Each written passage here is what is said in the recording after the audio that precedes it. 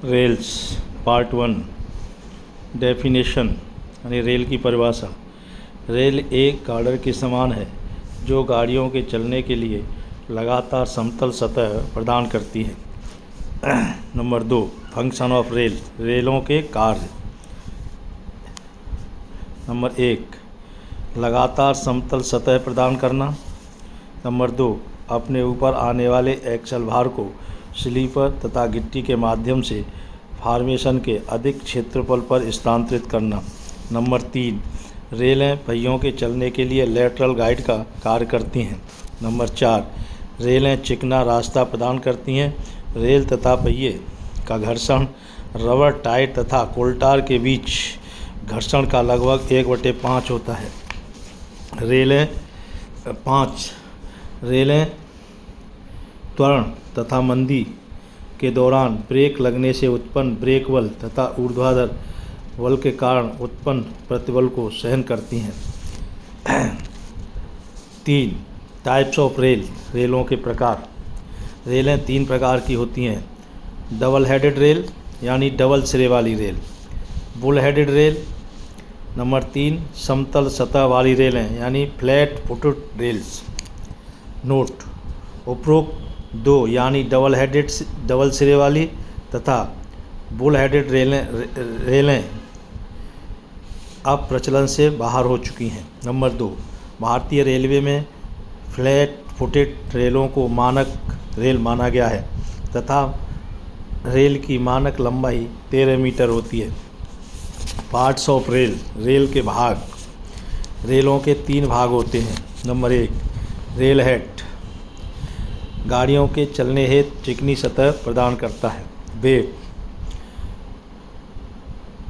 Head तथा flange को जोड़ता है तथा भार को सहन करता है। नंबर 3 फ्लेंज स्लीपरों पर पकड़ बनाता है।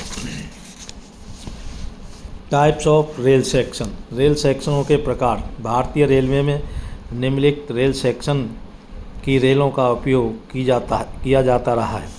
Number 1 60R 50R।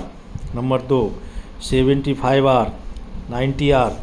Number 3 52 kg। 52 kg में 2 प्रकार की रेलें होती हैं, 52 kg 72 UTS और 52 kg 90 UTS। 4 60 kg की रेलें भी 2 प्रकार की होती हैं, 60 kg 72 UTS, 60 kg 90 UTS। Note: उपरोक्त 1 एवं 2 की रेलों का प्रचलन बंद हो गया है। नंबर 2 आर माप की FPS पद्धति को प्रदर्शित करता है, यानी 1 यार्ड लंबी रेल का वजन क्रमशः 50, 60, 75 एवं 90 पॉइंट्स होता है। आर का मतलब होता है रिवाइज्ड ब्रिटिश स्टैंडर्ड स्पेसिफिकेशन। 3 सभी रेलें Indian railway specification IRS T1296 के अनुसार बनाई जाती हैं। ZU-I-60 and 52 kg per metre की रेलें ग्रेड 880, 1000 एवं 1080 MPa की होती हैं, double headed and CR rail होती हैं। 5 90 UTS रेलों की आयु परंपरागत मीडियम मैग्नीज रेलों की आयु से 50% अधिक होती है। नंबर 6 90 UTS की रेलें जिनकी कठोरता 280 BHN है।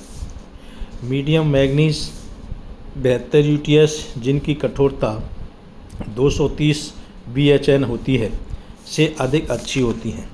नंबर 7 90 UTS रेलों की स्वीकार करतनी यानी अलाउएबल शियर स्ट्रेस mm की रेलों से अधिक होती है।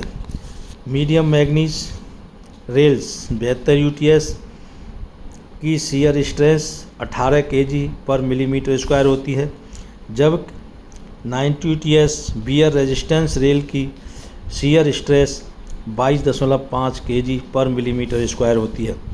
वॉक्सन वैगन की शियर स्ट्रेस 22 kg पर मिलीमीटर स्क्वायर है, इसलिए इसलिए जिन रूट यानी लाइनों पर बॉक्सन चलते हैं वहाँ 90 UTS रेल प्रयोग की जाती हैं। Quality of rails. रेल मूलतः दो क्वालिटी की होती हैं।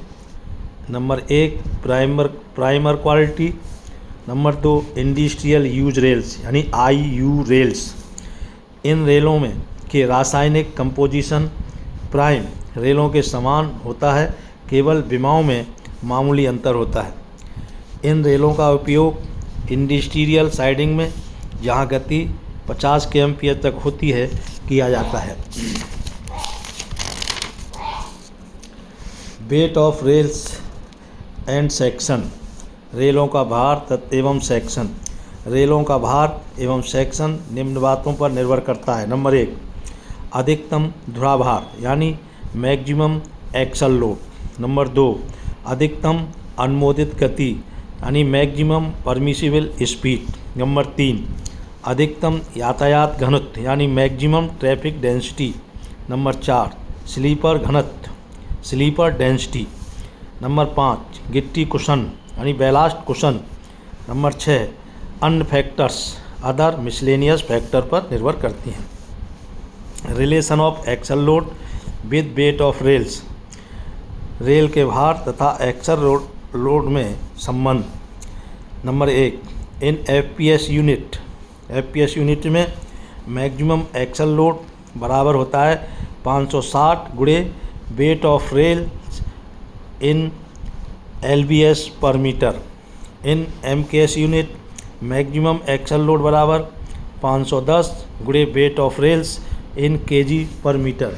Rolling mark. प्रत्येक रेल की वेब पर 2-2 मीटर की दूरी पर वेब के एक तरफ रोलिंग मार्क लिखा रहता है, जैसे MM IR HSB 52 kg प्रति मीटर 5/90। MM का मतलब मीडियम मैग्नीज यानी क्वालिटी ऑफ रेल। IR का मतलब इंडियन रेलवे। HSB का मतलब हिंदुस्तान स्टील बिलाई मैन्युफैक्चरर का नेम। 52 kg प्रति मीटर का मतलब वेट ऑफ रेल्स पर मीटर यानी प्रति मीटर रेल का भार। 5/90 मतलब रेल मैन्युफैक्चर करने का महीना एवं साल। एरो इंगॉट रोलिंग की दिशा बताता है। रोलिंग मार्क वेब पर एक तरफ 20 मिलीमीटर ऊंचे तथा 1.5 मिलीमीटर मोटे अक्षरों में लिखा जाता है। Requirement for ideal rail section यानी आदर्श रेल खंड के आवश्यकताएं। रेलों के सेक्शन को कठोरता और स्थायित्व के साथ अधिक सस्ता भी होना चाहिए। नंबर 1 सेंटर ऑफ ग्रेविटी गुरुत्वाकर्षण केंद्र या ग्रेविटी सेंटर। रेलों का सेंटर ग्रेविटी लगभग मध्य में होना चाहिए, जिससे अधिकतम तनाव तथा संपीड़न प्रतिबल न्यूट्रल अक्ष से समान दूरी पर हो। नंबर 2 रेल के मुख्यतः 3 भाग होते हैं, वेब, हेड, वेब एवं फुट। तीनों में पदार्थों का वितरण किफ़ायती एवं संतुलित होना चाहिए। हेड रेल हेड को ऊर्ध्वाधर घिसाव को सहन करने उचित मोटा तथा चौड़ी रनिंग सतह एवं पार्श्व मजबूती के लिए उपयुक्त चौड़ा होना चाहिए। वेब रेल की वेब उपयुक्त मोटी होनी चाहिए, जिससे सामान्य जंग के साथ साथ आने वाले भार को सहन कर सके। फुट उलटने से बचाव के लिए रेल फुट को काफ़ी चौड़ा तथा ऊर्ध्वाधर एवं क्षैतिज बलों को सहन करने के लिए उपयुक्त मोटा होना चाहिए। फिशिंग प्लेन्स रेल हेड के नीचे तथा फुट के ऊपर आकार ऐसा होना चाहिए जिससे जोड़ पर फिश प्लेट हेड से आने वाले भार को प्रभावी रूप से स्थानांतरित करने में समर्थ हो। 3. हाइट ऑफ रेल, रेल की हाइट। रेल की ऊंचाई ऐसी होनी चाहिए कि वह एक मजबूत एवं शक्तिशाली बीम की तरह कार्य कर सके। स्टैकिंग ऑफ रेल्स, रेलों का चट्टा लगाते समय निम्नलिखित बातों का ध्यान रखना चाहिए। रेलें विशेषतः कंक्रीट की लेवल सतह पर स्टैक की जानी चाहिए। नंबर 2, यदि रेलों को मिट्टी के आधार पर चट्टे लगाने हैं तो आधार एक समान, समतल, मजबूत, संगठित तथा अच्छी जल निकासी का होना चाहिए। नंबर 3, रेलों को समान दूरी पर कम से कम 4 लकड़ी के या धातु के सहारे यानी सपोर्ट लगाकर चट्टे लगाने चाहिए। चट्टे में सभी रेल समान सेक्शन तथा श्रेणी की होनी चाहिए तथा एक लॉट में 16 से अधिक लेयर नहीं होनी चाहिए। 5, समान लंबाई की रेलें ऊर्ध्वाधर रखनी चाहिए। छोटी रेलों को बड़ी रेलों के ऊपरी लेयर में रखा जाना चाहिए। एक रेल का फुट दूसरी रेल के फुट पर नहीं चढ़ना चाहिए। हैंडलिंग ऑफ रेल, रेलों को एक स्थान से दूसरे स्थान पर ढोने के लिए निम्न सावधानियां बरतनी चाहिए। नंबर 1, उठाते समय रेलें क्षैतिज तथा सीधी होनी चाहिए। नंबर 2, फ्लैंज ओवरलैपिंग तथा गिरने से रोकना चाहिए। नंबर 3, खरोंच को रोकने के लिए रेलों को संरचना डिब्बों तथा वाहनों से आघात लगने तथा रगड़ने से बचना चाहिए। 4, रेलों का आधार हैंडलिंग तथा पकड़ने की डिवाइस ऐसी होनी चाहिए जिनसे कोई स्थानीय स्ट्रेस न बने। 5, ऐसा कोई भी कार्य नहीं करना चाहिए जिससे आघात, विघटन, धातु की क्षति आदि का खतरा हो। नंबर 6, रेलों को पकड़ने के लिए